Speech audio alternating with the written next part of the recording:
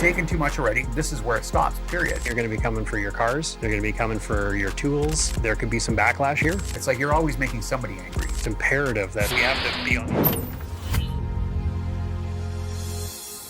So in the studio today, we have a special guest, Sean Alexander from Kailani Outdoor. Sean, how are you? Very good. Thanks, Rod. Well, thanks for coming today. So today we're going to chat about cancel culture and partnering with different groups when you have a for-profit business and sort of the risks there. But I do want to preface it first with a really sincere thank you for all your help. You and your company donated a lanai tumbler. We sell them in the store for $35. You donated 200 of those for all of our AGM guests, as well as a cooler prize pack for the auction. So I just want to thank you for that. I really appreciate it. You're welcome. Happy to do it. All right. So before we get into this whole kind of cancel culture thing, can you give us just a quick overview of your company? Kailani was started in 2020, right at the very beginning of COVID. I used to work in the oil and gas sector, and then due to a layoff, I started selling paddle boards to my neighbors, hence the name, which means sea and sky. It was simply just a little side gig out of my garage, and I quickly found out that not everybody wants to paddleboard or even be on the water. I knew of the big cooler brand that's out there that we all know and love, and they make a great product. I just could never get by the price. So I thought,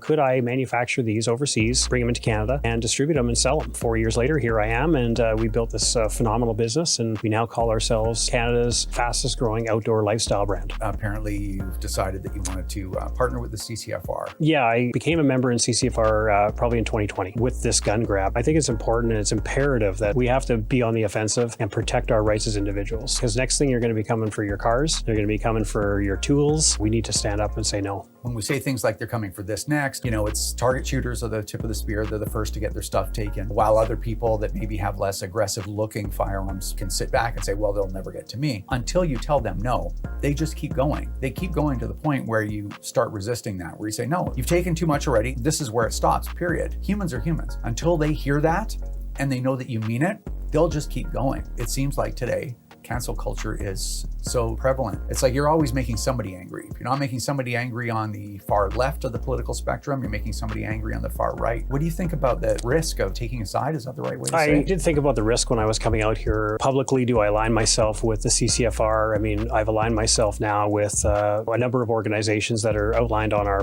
partner page on our website. I know that there could be some backlash here.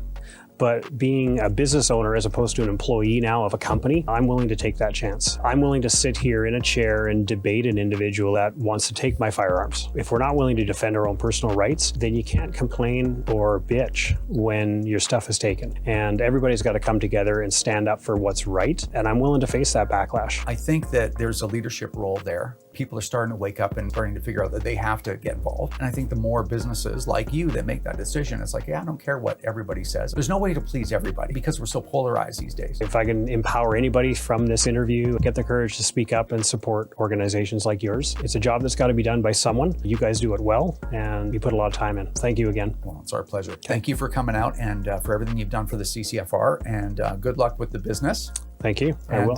Yeah, thanks for coming today. Yeah, thanks, Rod. Remember, if you don't stand up for your own ability to own and use firearms, who will? Join the CCFR or donate right now at www.firearmrights.ca.